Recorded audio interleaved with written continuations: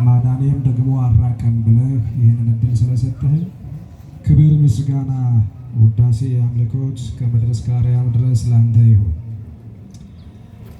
ክቡር አባታችን የዚህ የእግዚአብሔርን አደራ ይዘው የቆሙ መምህራችን መላከ ምሕረት መምህር ጌታሁን ኢንጂነር በእግዚአብሔር ፊት የእግዚአብሔርን አደራ ይዛችሁ የቆማችሁ በማዕረጋችሁ ላይ ኃያሉን የእግዚአብሔርን ፍቅር የጨመራችሁ አባቶቼ ካህናት፣ መምህራነ ወንጌል፣ በዝማሬ በእግዚአብሔር ፊት የምትቆሙ ሁላችሁ በሕያው አባታችን በመድኃኒታችን በኢየሱስ ክርስቶስ ፍጹም ሰላም እንደምን አረፈዳችሁ?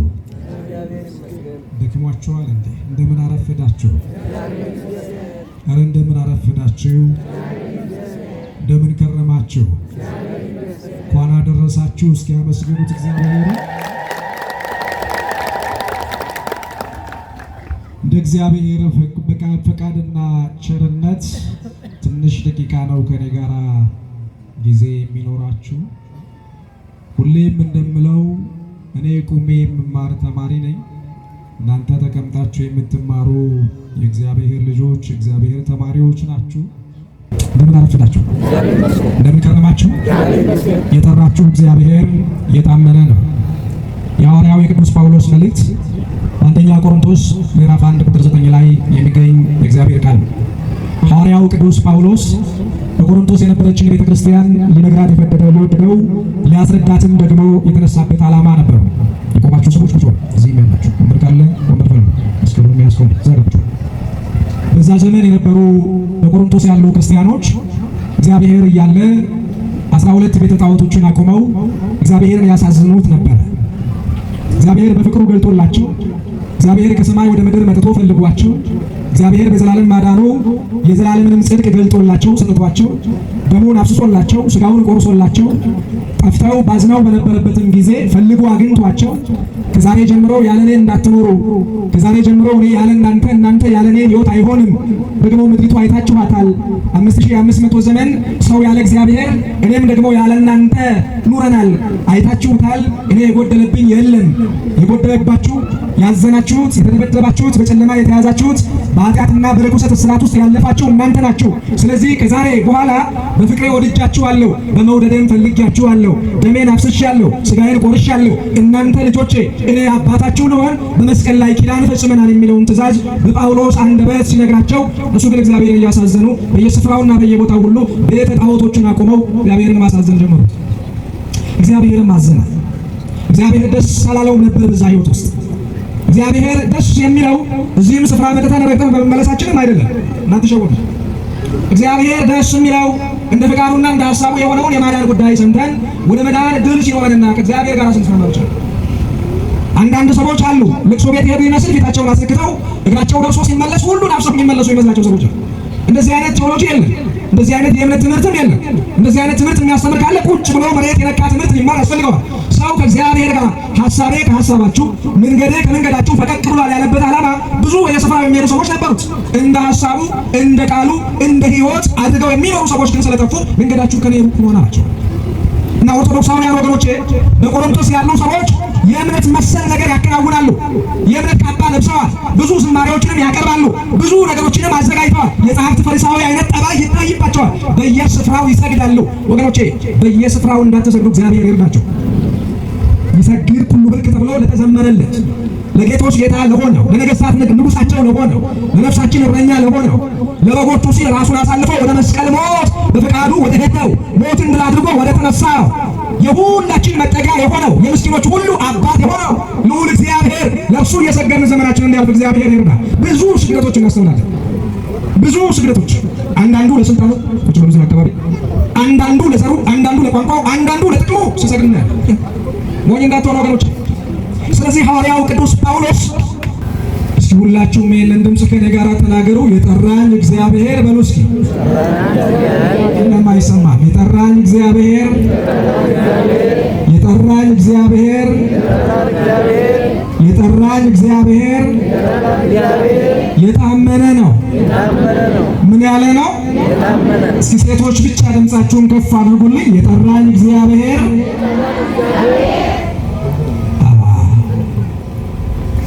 በአንድ ድምፅ ሁላችሁም ከፍ አድርጉት። የጠራኝ እግዚአብሔር ከሕመሜ ሊፈውሰኝ ነው።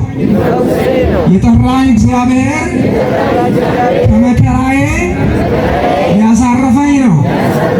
የጠራኝ እግዚአብሔር ያልተመለሱ ሕይወቶችን ሊመልስ ነው።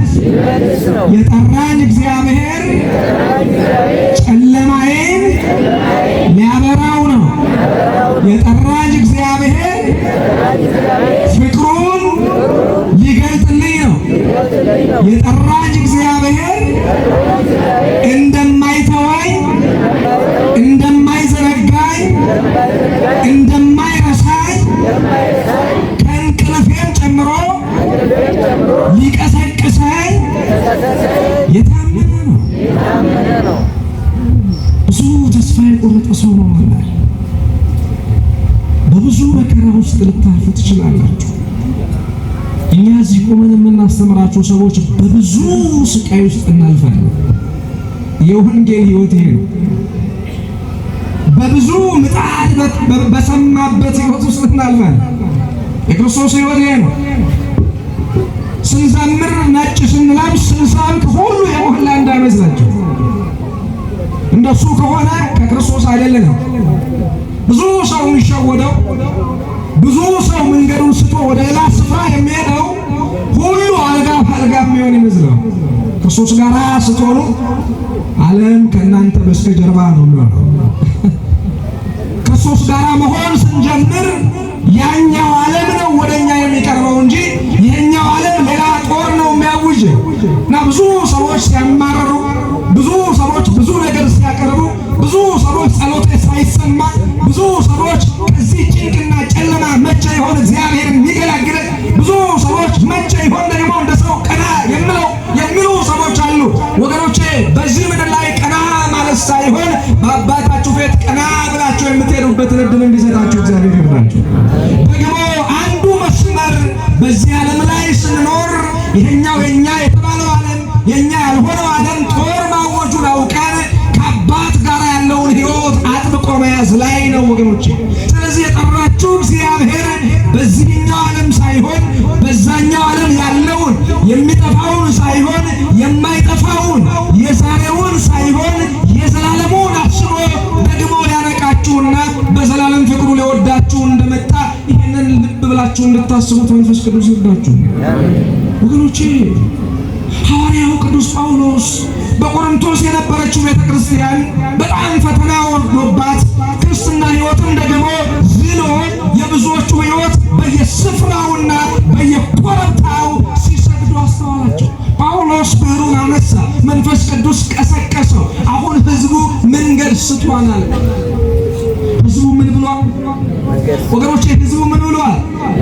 እኛ ኦርቶዶክሳውያን መንገዳችን ምን ይሆናል? እዚህ ውስጥ የተሰበሰባችሁት የእውነት በመንገዱ ላይ የምንገኘው የእውነት በክርስቶስ ባዘጋጀው መስመር እየሄድን ይሆን?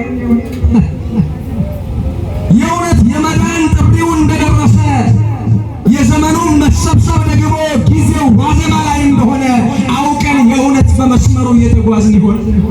እና ጳውሎስ ይህንን ይዞ ተነሳ። መስመሩን የለቀቀ ሐዲዱንም ደግሞ የሳተ ከመንገዱ ውጭ የሆነ ክርስትናውን የዘነጋ ሰው አለኝና የጠራችሁን እግዚአብሔርን ወደ ረሳችሁበት ሳይሆን የገለጠበትን ፍቅር እንድታውቁ ተነስና ተናገርልኝ አለ ጳውሎስ። ዛሬም እዚህ ላለን የእግዚአብሔር በጎ ፈቃድ ይሄ ብቻ። ስለ ቲማቲም እንድናወራ፣ ስለ ሽንኩርት እንድናወራ፣ ስለ ዘር፣ ስለ ቋንቋ እንድናወራ ክርስቶስ ደሙን አላፈሰሰም። ክርስቶስ ደሙን አላፈሰሰም።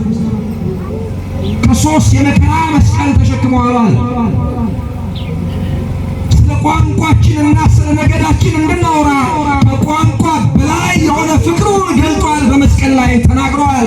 የማይሞተው ነው የሞተው። ክብር ምስጋና ለስሙ ይሁን። የማይሞተው ሞትን ቀምሶ ሞትን ድል አድርጎ ተነስቷል።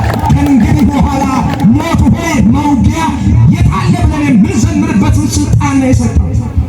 ስለዚህ ስለ ቋንቋ ማውራት መሞት ነው። ስለ ነገድ ማውራት ሞት ነው።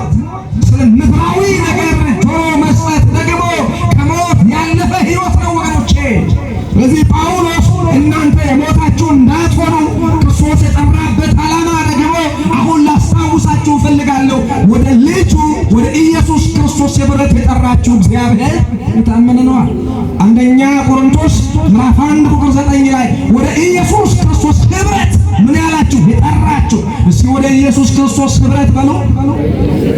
ወደለም ድምጻችሁን ከፍ ወደ ኢየሱስ ክርስቶስ ህብረት በሉ እስኪ።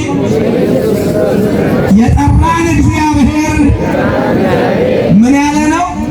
የታመነ ነው፣ እውነተኛ ነው ማለት ነው የጳውሎስ አነጋገር። ወደ ልጁ ወደ ፍቅሩ የጠራው እግዚአብሔር ኃያል ነው። ለዚህ ነው በዘላለም ፍቅሬ ኢየሩሳሌም ሆይ ወድጄሻለሁ። ኢየሩሳሌም አንተ አንቺ ናችሁ፣ አንተ አንቺ ናችሁ፣ እናንተ ሁላችሁ ናችሁ። ኢየሩሳሌም የጽድቅ ከተማ ማለት ነው፣ የንጉሥ ከተማ ማለት ነው። መንፈስ ቅዱስ የሚያድርበት ህብረት ደግሞ እግዚአብሔር ከእኛ ጋር እኛ ከእግዚአብሔር ጋር የምንሆንበት መልአኩ ቅዱስ ሚካኤል በምልጃ ከእኛ ጋር የሚሆንበት ማለት ነው። የጽድቅ ከተማ በልባችን ካልሰፈነ ልባችን የክርስቶስ ማደሪያ ካልሆነ እመኑኝ ትወና ነው የሚተወነው። ትወና ታስታውሳላችሁ? በጣም ብዙ ሰዎች የሚተውኑ አሉ ወገኖቼ። በተለይ ወጣቶች ትወናውን እየተወነ ዘመኑ እንዳያልቅ እግዚአብሔር ይርዳል። የትወና ዘመን አይደለም አሁን፣ ህይወት ፍለጋ ነው ወንጌል። የትወናው ዘመን በብዙ ስፍራ ላይ ተከውኗል።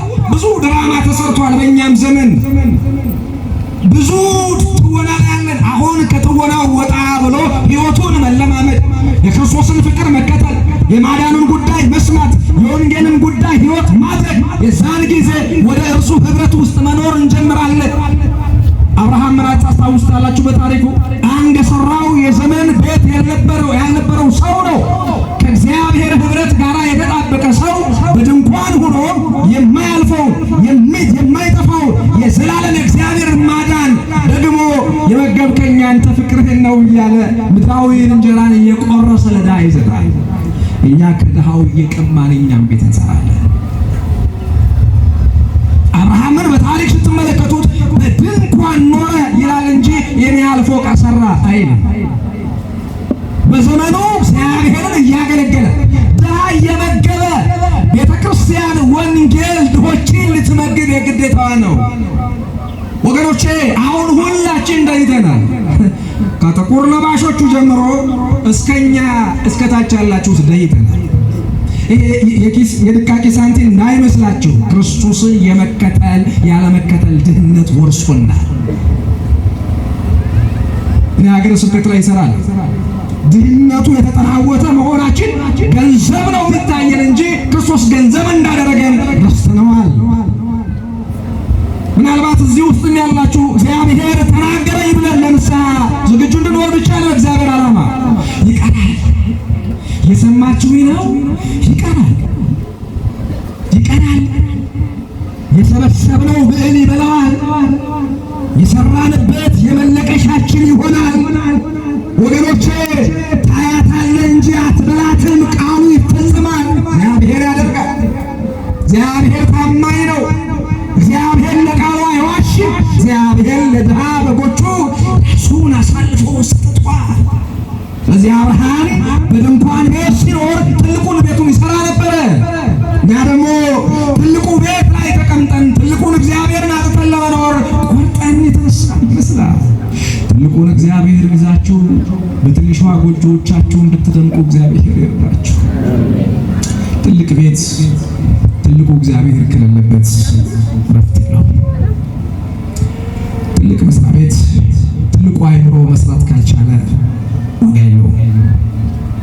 ትልቅ ደሞዝ ለትልቁ የህይወት ጎዳና ዝግጅት የማያደርግ ከሆነ ዋጋ የለውም። ስለዚህ እናንተ በቆሮንቶስ ምድር ያላችሁ ሰዎች ሁሉ አላችሁ የጠራችሁ እግዚአብሔር የታመነ ነው።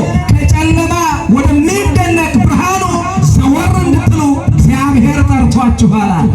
ወገኖቼ እዚህ ያላችሁ ሁላችሁ ከጨለማ አስተሳሰብ፣ ከጨለማ መንገድ፣ ከጨለማ ህይወት፣ ከጨለማ አስተሳሰብ ስራትና ከጨለማ ደግሞ ማንነት ወጥታችሁ ወደሱ ፍቅር እንድትጠጉ ቅዱስ ሚካኤል ይርዳችሁ። ይህንን የጨለማ ዘመን ሐዋርያው ቅዱስ ጴጥሮስ ከጳውሎስ አንደበት የሰማውን አመጣና በትርጉም ገለጠልን። አንደኛ ጴጥሮስ ምዕራፍ 2 ቁጥር 9 ላይ እናንተን ግን አለ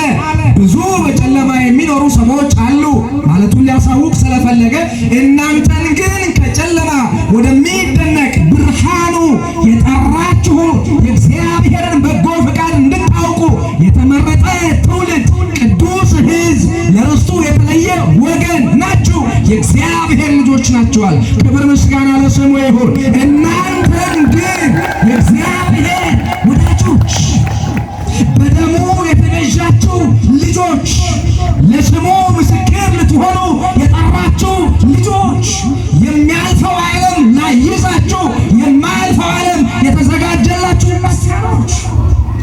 እናንተን ግን ያመለጠ ካለ የተሸነፈለት ካለ ለክርስቶስ ለወንጌሉ ልቡን ያሸነፈ ያስገዛ ሰው ካለ ከዚህ ከጨለማው ዓለም ወደሚደነቀው ብርሃን ለመሻገር ቆርጦ የተነሳ ዓለምና ምኞቷ እያሳሰቀ ከተማውን አስቦ አድምቆ እንደ ዴማስ ከፍ ባለ ተራራ ላይ አቆሞ ማሳየት ልማዷ ነው። ልዩ የሚያደርገው የጳውሎስ ሕይወትና የዴማስ ሕይወት ሰውነት አይደለም፣ ማየት ላይ ነው። ስለዚህ ዴማስ ያሸበረቀች ከተማ አየ፣ ጳውሎስ በሰማይ ያጌጠችን ሰማያዊ ከተማ አስተዋለ። አዎ አምሮብን መኖር እንችላለን። አሁን እንደ ዴማስ ወደ ከተማዋ መመለስ ይቻላል። አሁን እንደ ዴማስ ደግሞ እየሰረቁ እያጭበረበሩ መኖር ይቻላል። እየጠነቆሉ እያስጠነቆሉ መኖርም ሩቅ አይሆንም። አሁን እንደ ዴማስ ደም እያፈሰሱ እየገደሉ እያስገደሉ እየዘረፉ መኖር ይቻላል። እንደ ጳውሎስ ያየው ሰማያዊ ሕይወት ግን ማየት በፍጹም አይቻልም። እናንተ ግን የተጠራችሁት ለርስቱ ደግሞ ልትወርሱ ነው። የእግዚአብሔር ርስት ጳውሎስ ያያት ናት። በሰማያዊ በረከት በመንፈሳዊ ጥሪ የጠራችሁን የክርስቶስን መንገድ ተከተሉ ተብሏል። በኋላ እመጣበታለሁ። ስለዚህ ወገኖቼ እናንተን ከጨለማ ወደሚደነቅ ብርሃን ጠራን ሲል ጳውሎስ ዛሬ ያለንበት ዘረኝነት አንዱ ጨለማ ነው። ያለ ቋንቋ መች ሰው ይሰማል? እኔ ወንጌል ሰባኪ ስለሆንኩ ለማንም ማይክል አይደለሁም። ለማንም ወንጌል የክርስቶስ ነው። የክርስቶስ የሆኑ ሰዎች ደግሞ የክርስቶስን ምድር ነው የሚወርሱት። ቋንቋቸው ከክርስቶስ እንጂ ከምድራዊ አይደለም። በሱ መስመር የምናልፍ ከሆነ ሕይወታችን ኪሳራ ውስጥ ነው ያለው ማለት ነው። ስለዚህ ከጨለማው አስተሳሰብ፣ ከዘረኝነቱ አስተሳሰብ፣ ከምድራዊ አስተሳሰብ ዘወር እንድንል ሐዋርያው ቅዱስ ጴጥሮስ የጳውሎስን አንደበት ከፍ አድርጎ የህብረቱ ተካፋይ፣ የመንግስቱ ወራሾች፣ የመላእክት ምልጃና ጸሎት እንዲጠብቃችሁ የምትፈልጉ ከሆነ ከጨለማ ወደሚደነቅ ብርሃን የጠራችሁን የእርሱን በጎነት እንድትናገሩ ተመርጣችኋል። ለምን ጠራኸኝ ብላችሁ የምትፈልጉት ክርስቶስን የምትጠይቁት መልሶ ይሄ ነው። ከጨለማ ወደ ምን ወደሚደነቅ ብርሃን በጣም ጊዜ ስለሌለኝ ፈጠን እያልኩ ለመሄድ እሞክራለሁ። ይሄ ጨለማ ታዲያ ማን ነበረ ብለን ወደ ዛሬው ታሪክ ይዘው ልሻገር። የሐዋርያት ሥራ ምዕራፍ 12 ቁጥር 1 ጀምራችሁ በጨለማ ይገዛ፣ በጨለማ ያስተዳድር፣ በጨለማ ይኖር የነበረ አንድ ንጉሥ ተነሳ ይላል። የሐዋርያት ሥራ የጠቀስኳቸውን ጥቅሶች በደንብ አስተውሉ። አንደኛ ጴጥሮስ ምዕራፍ 1 ቁጥር 9 ላይ ይሄ ህብረት የጠራንበትና የተጠራንበት ዓላማ ጠሪው እግዚአብሔር፣ ተጠሪዎቹ እናንተና እኛ የተጠራንበት ደግሞ ከጨለማው ስፍራ እንድንሻገርና ቦታ እንድንለውጥ ነው። አንደኛ ጴጥሮስ ምዕራፍ 2 ቁጥር 9 ላይ እናንተን ግን ይህና ወደኋላ ያለው ጨለማውን ዓለም እንድትወገዱበት ብርሃኑን እንድትከላከሉ ተጠርታችኋል ካለ በኋላ ይህንኑ ቃል ይዛችሁት ወደ ሐዋርያት ሥራ ምዕራፍ 12 ተሻገሩ። መጽሐፍ ቅዱስ ሁላችሁም ብትገልጡት ስልካችሁም ላይ ስላለ ከዘፈኑ ሸገር ብለን ከማይጠቅሙ ነገሮችን ደግሞ አለፍ ብለን ያው ቃል እንድንገልጥ መንፈስ ቅዱስ አምላካችን ይርዳል። እግዚአብሔር ቃል ያልተገለጠባት ከተማ የተሰደደች ተስፋ የቆረጠች ናት። የመጽሐፍ ቅዱስ ሐሳብ የማይረዱ አንደበቶች ደግሞም የሚናገሩ ግን ከንቱ ጩኸት የበዛባቸው ናቸው። ከንቱ ጩኸት በዚህ በእስር ቤት ውስጥ ላይ የሚጥል አንድ በጨለማ ውስጥ ላይ የነገሰ ኃያል አቅም ያለው ግን ደግሞ አቅሙ ለጊዜው የሆነ ሰው በዘመኑ ተነሳ። በዚያ ዘመን ንጉሥ ሄሮድስ መከራ ያጸናባቸው ዘንድ ከቤተ ክርስቲያን በአንዳንዶቹ ላይ እጁን ጫነባቸው ይላል። ምንም ጫነባቸው? ስልጣኑን ተጠቀመባቸው ማለት ነው። ኃይሉን ገለጠባቸው ማለት ነው። የራሱን ጥቅም ለማስኬድ አብሮ ያሉትን ሰዎች ለማስደሰት እግዚአብሔርን መግፋትና ማሳዘን ጀመረ ማለት ነው። እና አይሁድን ለማስደሰት የሰራውን ስህተት ላሳያችሁ። አንዱ የዮሐንስ ወንድም የተባለውን በሰይፍ አስገደለው። በምን አስገደለው? ጨለማ ይሄ ነው ወገኖች። እጃችሁ ላይ ደም ያለው ወንድሞች ካላችሁ አባታችሁ ፍቅሩ ብዙ ስለሆነ ተመለሱና ንስሐ ግቡ። በስልጣንም የምትመኩ ወገኖች ካላችሁ ስልጣን በጊዜው የሚቆም ስለሆነ ዝቅ በሉና በእግዚአብሔር ፊት የንስሐ ዘመን ይሁንልን። በቋንቋም የተከፋፈላችሁና የተገፋፋችሁ ወዳጆች ስላላችሁ እናንተም ቢሆን ሁላችንም ቢሆን ከኃያሉ ከእግዚአብሔር እጅ በታች ራሳችንን ዝቅ እናድርግና የመጠራት ጊዜ ሳይደርስ ለንስሐ እንዘጋጅ።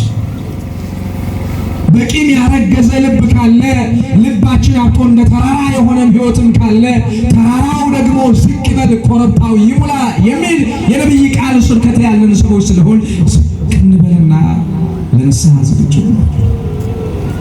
እና እንደ ተራራ የሞላ ሰው አብሮ ያሉትን ሰዎች ለማስደሰት የዮሐንስን ወንድም ያዕቆብን በሰይፍ አስገደለው ይላል። ከኔ ጋር ያላችሁት ከኔ ጋር ናችሁ ወይ?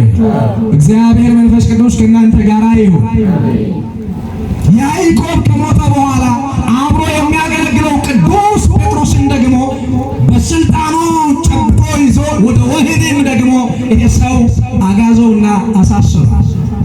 ቁጥር 7 ላይ የሐዋርያት ሥራ ምዕራፍ 12 ቁጥር 7 ላይ የዛሬ ደግሞ የምናወሳው በዓል ወይንም ደግሞ የመላኩ የቅዱስ ሚካኤል ጸሎትና ምልጃ የሚታይበት እግዚአብሔር አብሯቸው ስለ ስሙ የሚሰደዱትን ሊያከብር ስለ ስሙ ደንታ የሌላቸውን ሊቀጣ ከእግዚአብሔር የሚላከው መልአክ በዛ ስፍራ ላይ በወህኒ ቤቱ ተገኘ። ወህኒ ቤት በሆነ ሕይወታችን መልአኩ ይገኝልን። እስር ቤት በሆነ ሕይወታችን ላይ መልአኩ ይገኝልን። ፍቅር ያጣች ምድር ላይ መልአኩ ቅዱስ ሚካኤል በመካከል ተገኝቶ ያረጋጋል። ሰላም አለ በእያንዳንዳችን፣ ረፍት አለ። ሰላም ነው እንላለን እንጂ የት አለ ሰላም?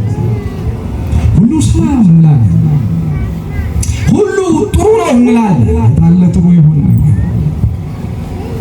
ብቻኛ አይምሮ ውስጥ ላይ ጥሩ ነገር መመንጨት ጀመረ። ምድሪቱ ላይ መች ሰላም ማድረግ ጀመረ፣ መች መሸነፍ ጀመረ እና ወደዚህ ወደ ስር ወደ ተወረወረው የእግዚአብሔር ወዳጅ ወደ ሆነው የጠራውን ወደ ሰማው ወገኖቼ፣ የጠራችሁን ስትሰሙ መልአኩ በወህኒ ቤታችሁ ላይ ይደርሳል። የጠራችሁን ሳትሰሙ ግን የሚደርስ መልአክ የለም። የጠራንን ስንሰማው አቤት ወዴት ልሂድ ማለት ስንጀምር ክርስቶስ በመስቀሉ ጠርቶናል። ክርስቶስ በደሙ ጠርቶናል። ክርስቶስ በፍቅሩ ጠርቶናል። ክርስቶስ በመስቀሉ ጠርቶናል።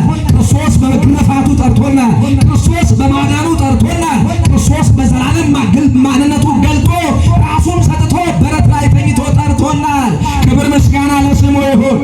ይህንን የሰሙ ጆሮች ዓለም መንገድ ይዘጋባቸዋል። እግዚአብሔር ግን ከአርያም መልአኩ ቅዱስ ሚካኤልን ይልክላቸዋል። ክብር ምስጋና ለስሙ ይሁን። ለቅዱስ ጴጥሮስ ወደኋላ መጥቼ ታሪኩን ባነሳ ደስ ይለኛል። አሳ እያጠመደ ሳለ በድሃ ሕይወቱ በማይጠቅም ኑሮው በዛ ወንዝ ለወንዝ በሚሄድ ጎዳና ማንነቱ እግዚአብሔር መጣና ኢየሱስ ክርስቶስ ተገለጠለት። ከተገለጠለት በኋላ ከዚህ በኋላ የምትወረውረው ደግሞ መረብ ሳይሆን የእግዚአብሔርን ቃል ይዘህ ደግሞ አሳዎችን ክርስቲያኖችን ታጠምዳለህ እንጂ ያለኔ ብቻህን አትኖርም፣ አሁን የምትደክምበት ሕይወት ይለወጣል ብሎ ስለነበረ ኪዳኑን ተቀብሎ ያ ወንጌሉን እየሰበከ በኢየሩሳሌም ምድር ባለበት ደግሞ ከዚህ ዓለም የሆኑ ሰዎች ወደ እስር ቤት ወረወሩት። ስለ ስሜ የታሰረውን ጴጥሮስን አውቃለሁ አለ እግዚአብሔር ኢየሱስ ክርስቶስ። ስለ ስሙ ከሆነ ዋጋ የምትከፍሉት እመኑኝ፣ ሳይመልስ አያድርም ክርስቶስ። የእውነት ከሆነ የምንከተለው፣ የእውነት ከሆነ ያመንነው፣ የእውነት ከሆነ የምንሰማው እመኑኝ ታሪክ ይለወጣል፣ እንዲሁ ላይ አይቀጥልም። የእውነት ከሆነ ክርስትናችን ፍሬ ሳያፈራ አይመለስም። የእግዚአብሔር ሳይሰራ አይመለስም ተብሎ ተጽፏል። ዕብራዊ ምዕራፍ 4 ቁጥር 12 ላይ እና የሚሰራውን ቃል ይዞ የወጣው ጴጥሮስ በወህኒ ቤት በሚመላለስበትና በሚያዝንበትም ሰዓት ላይ እግዚአብሔር መንፈስ ቅዱስን እያገለገለ ስለሆነ ቁጥር 7 ላይ እንዲህ የሚል መልአክ ተላከለት። እነሆ የጌታ መልአክ ቀረበ፣ በቤቱም ውስጥም ብርሃን በራ። ጴጥሮስም ደግሞ ጎኑን መትቶ አነቃውና ፈጥነህ ተነሳ አለው። ሰንሰለቶቹም ከእጁ ወደቁ ይላል። ክብር ምስጋና ለስሙ ይሁን። የታሰረው ሰዎች ያሰሩት ማሰሪያ ነው። እግዚአብሔር መልአኩን ልኮ ወደ ወህኒ ቤት ሲገባ ብርሃን በብርሃን ተመላ። የሰዎች እጅ የቆለፈው ሰንሰለት የእግዚአብሔር መልአክ ደግሞ ከፊቱ ሲቆም ተበጣጥሶ ወደቀ። ምክንያቱም መልአኩን የላከው ማን ነው? መልአኩን የላከው ማን ነው? ከእግዚአብሔር ተልኮ የመጣው መልአክ እስር ቤቱ ሲገባ በዛ በታመነው አገልጋይ ሲገኝ ስሙን ይዞ ወደ ተሰደደው አገልጋይ በተገለጠ ጊዜ ሰንሰለቶቹ ሁሉ ተበጣጥሰው ወደቁ ይላል። ክብር ምስጋና ለስሙ ይሁን። ወገኖቼ የጠራችሁ እግዚአብሔር ሰንሰለታችሁን ሊበጥስ ነው። የጠራኝ እግዚአብሔር ካላችሁት፣ አዎ ጠርቻችኋለሁ፣ ሰንሰለታችሁን ግን ልበጥሰው ጠርቻችኋለሁ ነው መልሱ። አቤት በስንት ሰንሰለት ታስረን ይሆን? በስንትስ ገመድ ታስረን ይሆን? ወገኖቼ ኦርቶዶክሳውያን በመልአኩ ደግሞ ቀን በእግዚአብሔር ፊት ቁሜ ትምህርት ተምሬ እግዚአብሔርን ሰምቼ ንስሐ ገብቼ ሰንሰለት የተበጠሰ እንድንል እንደነ ጴጥሮስ አይነት ሕይወት እንዲሰጠን እግዚአብሔር ይርዳል። መልአኩ በቤቱ ሲገለጥ፣ በወህኒ ቤቱ ሲገለጥ እንግዲህ ሁላችሁም እንደምታውቁት ይሄ የወህኒ ቤት የሚባለው የጨለማ ሰፈር በመባል ነው የሚታወቀው። የጨለማ ሰፈር ነው። መልአኩ ሲመጣ ግን ጨለማው አልሰራም። መልአኩ ሲገለጥ ግን ወህኒ ቤቱ ታሪኩ ነው የተለወጠው። ወህኒ ቤት ሳይሆን ብርሃን በብርሃን ሆነ ይላል። ጨለማ ሕይወታችንን መልአኩ በዘላለም ብርሃን በእግዚአብሔር ማዳን ክብር እንዲገልጠው መንፈስ ቅዱስ ይርዳል። ሄሮድስም ደግሞ ሊያወጣው ባሰበ ጊዜ በዚያም ሌሊት ጴጥሮስ በሁለት ሰንሰለት ታስሮ ከሁለቱ ወንበዴዎች መካከል ተኝቶ ነበረ። ጠባቂዎቹም ደግሞ በፊቱ ሆነው ወህኒውን ይጠብቁ ነበረ። ማን እንዳወጣ? ጴጥሮስ እንዳወጣ። ለዚህ ነው እንዳንወጣ የሚያስሩ እንዳንወጣ የሚጠብቁ በጣም ብዙ የሆኑ የመናፍስት አሰራሮች ሊኖሩ ይችላል። በተለይ በዚህ ዘመን ወጣቶች ነቃ ልንል፣ ክርስቲያኖችም ከእንቅልፍ ነቃ ብለን እግዚአብሔር ሆይ ጆሮዎች አንተን እንዲሰሙ፣ ማዳን ወደ ቤቴ እንዲቀርብ፣ ፍቅርህን ደግሞ እንዲገዛኝ፣ ሌላ ዓለም እንዳይገዛኝ እርዳኝ ልንል ከኛ ጸሎት ይጠበቃል። ምክንያቱም የመናፍስቱ ዓለም ሰንሰለቱን አጥምዶ የእኛን እጅ ለመያዝ ዝግጅት ላይ ነው ያለው። በዝግጅት ላይ ያለው ሐዋርያው ጳውሎስ መጠራታችሁን አስተውሉ ይላል። መጠራታችሁን አስተውሉ፣ የተከፈለባችሁንም ቤዛ አስተውሉ፣ የተቆረሰላችሁንም ሥጋ እንዳዘረጉ፣ አምላካችሁ ማዳኑ ከእናንተ ቅርብ እንደሆነች ወቁ፣ ደግሞ ላይተዋችሁ ላይረሳችሁም ኪዳን እንዳለም ደግሞ ወቁ። ሁለተኛው እግዚአብሔር የጠራችሁ ለምንድን ነው ስንል ላይተወን፣ ላይጠላን፣ ላይረሳን በሙሴ በወደደበት ሙሴን በመረጠበት ኢያሱን በተካበት መውደዱ ላይጥለን ጠርቶናል። መጽሐፈ ኢያሱ ምዕራፍ 1 ቁጥር 6 ላይ ከዛሬ ጀምሮ አልጥልህም፣ አልተውህም፣ አልረሳህም ይላል። እስኪ እነን ከዛሬ ጀምሮ በሉ እስኪ እግዚአብሔር ላይረሳኝ፣ ላይተወኝ፣ ላይዘነጋኝ ቃል ገብቶልኛል። እስኪ ያመስግኑት። ቃሉ እንዲህ ነው የሚለው ከሞሴ ጋር እንደነበርኩ ከአንተ ጋር እሆናለሁ። ከማን ጋር እንደነበርኩ? ከሙሴ ጋር እንደነበርኩ ሕዝቡን ልትመራ፣ ሕዝቡን ልታስተዳድር፣ ሕዝቡን ልትመክር፣ ሕዝቡን ወደ ተስፋይቱ ምድር ሊያወጣ ወደ ሾምኩት ከሙሴ ጋር እንደነበርኩ ከአንተ ጋር ልሆን ኪዳን ገብቻለሁ። ኢያሱ ምዕራፍ 1 ቁጥር 7 አልጥልህም፣ አልተውህም። እስኪ ተስፋ የቆረጣችሁ እህቶቼ አልጥላችሁም፣ አልተዋችሁም የሚላችሁን ጆሮአችሁ ውስጥ እንድታስገቡት እግዚአብሔር ይርዳችሁ። ብዙ ሰው አለ እግዚአብሔር እኮ ውስጥኛ ነው፣ እግዚአብሔር እኮ ተጥፍኛ ነው፣ እግዚአብሔር እኔን ሰው አድርጎ አንብላችሁ ነው። እግዚአብሔር ረስቷችሁ አያውቅም እንዴ? ምን ናችኋል? ዘወር ብላችሁ የመጣችሁበትን አቀበትና ቁልቁሎት አስታውሱት። ያለፋችሁ ያለፋችሁበት ውጣ ውረድ እየተሻገራችሁበትም ያለን ህይወት አስተውሉ እንጂ እንዴት ትዘነጋላችሁ? ከምን አይነት በሽታ እንደጠበቃችሁ እንዴት ትረሳላችሁ? ከስንት ጥላት ደግሞ እንዳሻገረ እግዚአብሔር። ለዚህ እኮ ነው ነብዩ ያልጠፋ ነው ከእግዚአብሔር ምን የተነሳ ነው? ምሕረት የተነሳ ነው። ቁመን የምናስተምረው ከማን ምሕረት የተነሳ? ከእግዚአብሔር። ቁማችሁ ተቀምጣችሁ የምትማሩት ከማን ምሕረት የተነሳ? ከእግዚአብሔር ምሕረት የተነሳ። ለስራችንም አይደለም። እና ይሄንን ምሕረት የሰጠው ጴጥሮስ በወህኒ ቤት ባለበት ሰዓት ላይ የእግዚአብሔር መልአክ ተገለጠና እንዲህ አለ፣ ከተኛበትም ቀሰቀሰው። ቁጥር 8 ላይ በጣም የሚገርም ነገር ሊነግረን ይወዳል። መልአኩም ደግሞ ታጠቅና ጫማህን አግባ አለ። እንዲሁ አደረገ። ምን በልና ታጠቅ። አሁን በተለይ ትጥቃችን ተፈትቶ ያለን ክርስቲያኖች አንዳንዶቻችን የጸሎት ትጥቃችን ተፈትቷል፣ የእምነት ትጥቃችን ተፈትቷል፣ የፍቅር ትጥቃችን ተፈትቷል። ደግሞ ሰው ትጥቁ ከተፈታ ምን አይነት ጉልበት እንደሚያጣ እናንተ ታውቁታላችሁ። እንዳያድርገውና የታጠቃችሁት ደግሞ ልብስ ቢፈታና ሩጡ ብትባሉ ምን አይነት ሊሆን እንደሚችል መገመት ማብራራት አይጠበቅብንም። በሰው ፊት ርቃን ነው የምንቆመው። ሩጠን የድሉ ባለቤት ሳይሆን የምንሆነው በሰዎች ፊት መሳቂያና መሳለቂያ ነው የምንሆነው። በእግዚአብሔር ፊት ደግሞ ትጥቅ አለ። በእምነት ውስጥ ደግሞ ትጥቅ አለ። ጾም፣ ጸሎት የተባለ ምግባር የተባለ ወንጌል ትምህርት የተባለ እግዚአብሔርን መከታተል የተባለ ይህንን ክፉ ዓለም መርሳትና ከእግዚአብሔር ጋር መሆን ማለት። ስለዚህ ጴጥሮስ የእኛን ሕይወት የሚያሳይ ስለሆነ ምን አለው? ተነስና ትጥቅህን አድርገህ ወገብህን አጥብቀህ ኤፌሶን ምዕራፍ 6 ላይ ያለው ማለት ነው። ወገባችሁን የእውነት ጥሩር ደግሞ ታጥቃችሁ ይላል። የእምነትንም ጋሻ አንስታችሁ ይላል።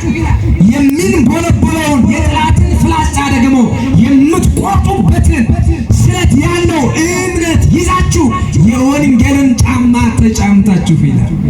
ኦርቶዶክሳውያን ወንጌልን ሳንታጠቃት እንደው ዘላለም ስለ ድህነት እያወራን እንደው ዘላለም ስለሆነ ነገር እያወራን እንዳይመሽ እግዚአብሔር ይርዳል። እኔ እዚህ ደብር ላይ ብታስተባብሩ ደስ ይለኛል። ብዙ ደብሮች ላይ ትልቅ ህንፃ የሚሰሩ አገልጋዮች በዝተዋል። የክርስቶስ ዓላማ ህንፃ መስራት አይደለም። ብዙ ሰው ላስከፋ እችላለሁ።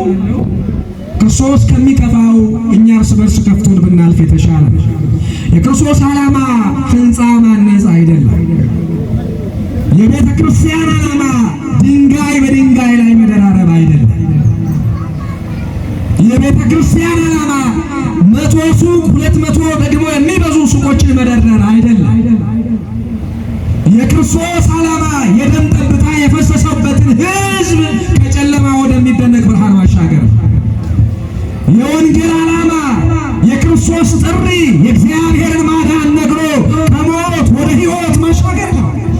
እንደዛ ካልሆነ ስብከት ምን ይጠቅማል?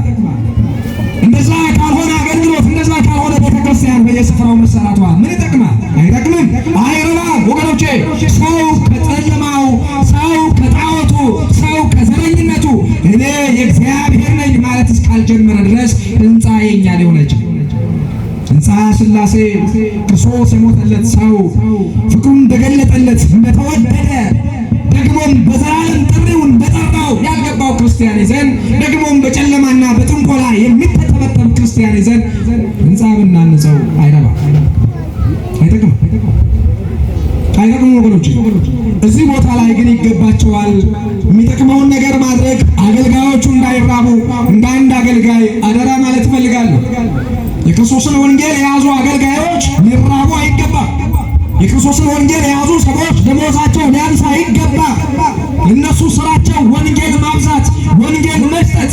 ሰው ሁሉ ይኸውላችሁ እዚህ ውስጥ የደከማችሁ ሰዎች ትሰሙኝ ይሆናል። ምናልባት ጊዜ ሄደ ምናምን ከሚል ስሌት ወጥታችሁ ይሄ ወንጌል የላላው ትጥቃችሁ የሚታጠቅበት ይሄ ነው። ይሄ ወንጌል ጨለማው የሚገፈፈው በዚህ ወንጌል። ይሄ የምድሪቱ ደግሞ ርኩሰት ገፋ የሚያደርገው የኔና የእናንተ እጅ መጠባበል እንዳይመስላችሁ የእግዚአብሔር ቃል ነው። የእግዚአብሔር ቃል ከሌለ ሰው ቢሰበሰብ ይበተናል። ብዙ ሰዎች እናውቃለን የተሰበሰቡ የተበተኑ። የእግዚአብሔር ቃል ሲነገር ግን ጨለማውን እየገፋ ርኩሰቱን እያጠራ ኮረብታው ዝቅ እያለ ደግሞም ጎርጓዳው የሞላ ተራራው ዝቅ ብሎ የለሰለሰ የወንጌል ፍሬ የምታጨድበት ማሳ በእኔና በእናንተ እንዲበቅል እግዚአብሔር ይርዳል።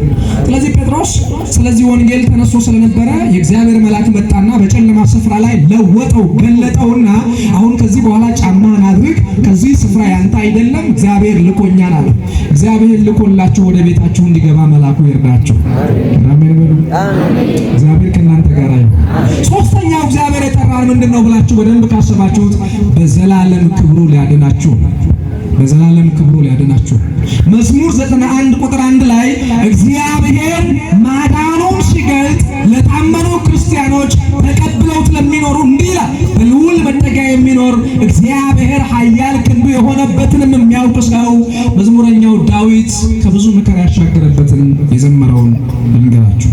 እኔ ትምህርትን እየጨረስኩ ነገር ግን እዚህ ውስጥ ያላችሁ ሰዎች ከቃሉ ጋር ሆናችሁ መንግሥተ እግዚአብሔርን የምትወርሱበትን ጸጋ እንዲሰጣችሁ የመልአኩ መልጃ ይርዳችሁ። 91 ቁጥር 1 ላይ በልዑል መጠጊያ የሚኖር ሁሉን በሚችል አምላክ ጥላ ስር ያድራል። እግዚአብሔርን አንተ መታመኛዬ ነህ እለዋለሁ። አምላኬና መሸሸጊያዬ ነው፣ በእርሱም እታመናለሁ። በእርሱ ምን እላለሁ? እዚህ ውስጥ ያላችሁ የተሰበሰባችሁት የኔን ቀሚስ ወይም ደግሞ መስቀል ለማየት የመጣችሁ እንዳይመስላችሁ። የተጠራችሁለት ዓላማ ይሄ ነው። የዛሬ ሕይወታችሁ እንዲበረታ፣ የምታለቅሱበት እንባ እንዲታበስ፣ የምትኖሩት ሕይወት እንዲለወጥ የምትፈልጉ ከሆነ ስሙኝ፣ ጥሪያችሁ ይሄ ነው። የበዓሉ መሰረታዊ ጉዳይም ይሄ ነው። በልዑል መጠጊያ የሚኖር ሁሉን በሚችል አምላክ ጥላ ስር ምን ይላል? ያርፋል። እግዚአብሔርን ምን እለዋለሁ? እታመንበታለሁ፣ መታመኛዬ ነህ እለዋለሁ። በዚህ ያልታመነ ክርስቲያን 100 ዓመት በዓሎችን ቢያከብር ሕይወቱ አይለወጥም። ብዙ ሰው ከፈከለፈ፣ ብዙ ሰው ያዛጋል፣ ብዙ ሰው የሆነ ነገር ነው። የጠራችሁ እግዚአብሔር ምን ያለ ነው? የጠራችሁ እግዚአብሔር ምን ያለ ነው? የጠራችሁ እግዚአብሔር ምን ያለ ነው? የታመነ ነው። ቃሉ ደግሞ የሚሰራ ነው። ቃሉ ደግሞ የሚሰራ ነው። እና ወገኖቼ ብዙ ደስ ባለ አራተኛው እግዚአብሔር የጠራን በሰማያዊ በረከት ሊባርከን ነው። የሐዋርያው የቅዱስ ጳውሎስ መልእክት ኤፌሶን ምዕራፍ 1 ቁጥር 3 ላይ እንዲህ ይላል፣ ለምን ጠራኸኝ ካላችሁት እግዚአብሔርን አንተ መታመኛዬ ነህ ብላችሁ እረፍ የሚል ልብ እንድትይዙ አምላኬና መታመኛዬ ነህ እለዋለሁ፣ አምላኬም መሸሸጊያዬ ነው፣ በእርሱም እታመናለሁ ካለ በኋላ እርሱ ከአዳኝ ወጥመድ ያድነኛል። መልአኩ መጥቶ ይሄንን እስር የሚፈታው ወደ ጴጥሮስ የተላከው ቅዱስ ሚካኤል ዓላማው ይሄ ነው። ጴጥሮሳውያን ክርስቲያኖች ሲታሰሩ እግዚአብሔር መልአኩን በእያንዳንዱ እስራት ቤት ውስጥ ይልካል። መልአኩ መጥቶ ደግሞ ጨለማውን ያበራዋል። ለምን? መልአኩን ፊት ለፊት አየዋለሁ የምትል ክርስቲያን ከሆንክ ሞኝ እንዳትሆን። በተለያየ ምክንያት መልአኩ ወደ ቤት መጥቶ በሰው አምሳል ይፈታሃል። እግዚአብሔር የላከውን ጨለማውን የሚገፍበትን ስልጣን መንገዶችን ሁሉ ይከፍታል። እሱ ወደ እናንተ ቤት እንዲሆን እግዚአብሔር ይርዳችሁ። የጠራን እግዚአብሔር የታመነ ነው። በዘላለም ማዳኑ ከኛ ጋር ሊሆን ነው። ፍቅሩን ሊገልጥልን ነው። ደሙን አፍስሶልናል። አባታችን ነው፣ አምላካችን ነው። ይህንን መርህ ይዘን፣ ይህንን ቃል ይዘን ክፉውን ዓለም ተሻግረን የምናስባት መንግሥተ እግዚአብሔር እንድንደርስ የእመቤታችን አማላጅነት፣ የቅዱሳን ጸሎት፣ የመልአኩ ምልጃ ከሁላችን ጋር ይሆን። ይቆየን። እግዚአብሔር ይስጥልን።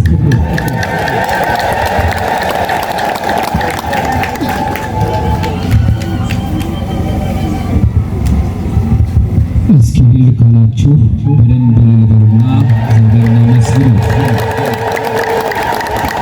በእውነት ሰዓት ቢኖረን ጭብለን ብንማር ደስ ይላል አይደል? ልብን የሚያረሰርስ ልብን የሚነካ ወደ እግዚአብሔር ፍቅር የሚወስድ ሁላችንም በዚህ ወንጌል መስታወትነት ራሳችንን የፈተሽንበት ትልቅ ትምህርት ነው ያስተማሩን። ለመምህራችን ቃለ ሕይወት ያሰማልን፣ ቃለ ሕይወት ያሰማልን፣ ቃለ ሕይወት ያሰማልን። እግዚአብሔር አምላካችን እንደዚህ አይነት አባቶችን አያሳጣን፣ በእድሜ በጸጋ ይጠብቅልን። እኛም በተማርነው ትምህርት 30፣ 60፣ 100 ያማረ ፍሬ አፍርተን የመንግስቱ ወራሽ የስሙ ቀዳሽ እንድንሆን የቅዱሳን አምላክ እግዚአብሔር ይርዳል። በትምህርቱ ላይ ምንም ማለት ነው